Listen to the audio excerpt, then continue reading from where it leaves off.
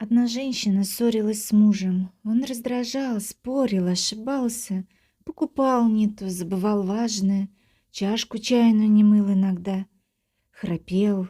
С годами все это надоело, конечно. Женщина ругала мужа, он огрызался, пытался защититься, оправдаться. Вот так шла жизнь, дети выросли, жили отдельно. Жена часто думала о том, как могла бы сложиться ее судьба. Вот если бы она не вышла замуж за своего мужа, а нашла кого-нибудь поинтереснее, побогаче, покрасивее. Наверное, она поторопилась. Зря отдала молодость такому человеку.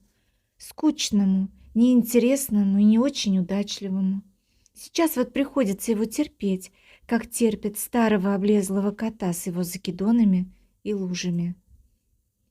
От этих мыслей женщина еще больше злилась, раздражалась. Когда нужно кого-то терпеть и уговаривать себя, этот человек раздражает. Да еще как! И ночью жена старалась отодвинуться от мужа подальше и ругала его за храп. «Как ты надоел!» — так она говорила раздраженно. И однажды ночью женщине приснился страшный сон про мужа, про то, что его больше нет. Нет и все. И она закричала, заплакала. И проснулась от того, что муж ее обнимал и встревоженно спрашивал: «Что ты плачешь, Леночка? Ты чего?» И жена зарыдала в голос, потому что в этот миг поняла, что никто никогда в жизни больше не назовет ее уменьшительным именем в 58 лет. Леночкой никто больше не назовет. И никто не обнимет ночью, не спросит, мол, чего ты плачешь. Никому дела нет до нашего плача по ночам.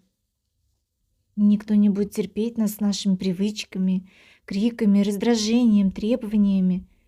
Близких очень мало. А тот, кто обнимает ночью, тот вообще один. Больше никто.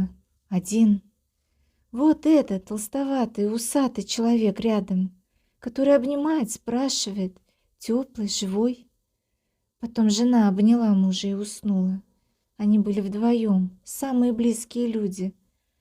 И жена спала и храпела, она не знала, что храпит иногда. А потом они все равно иногда ссорились, это бывает со всеми. Но жена больше ни о чем не жалела и больше берегла мужа, потому что одному плохо. И дело до нас есть единицам, которые спят рядом и храпят иногда. И, может, они тоже могли найти кого-то получше, богаче, красивее, добрее, терпеливее, но выбрали нас и терпят, и любят, и живут рядом, пока не придет время расставаться. И лучше бы оно не пришло как можно дольше.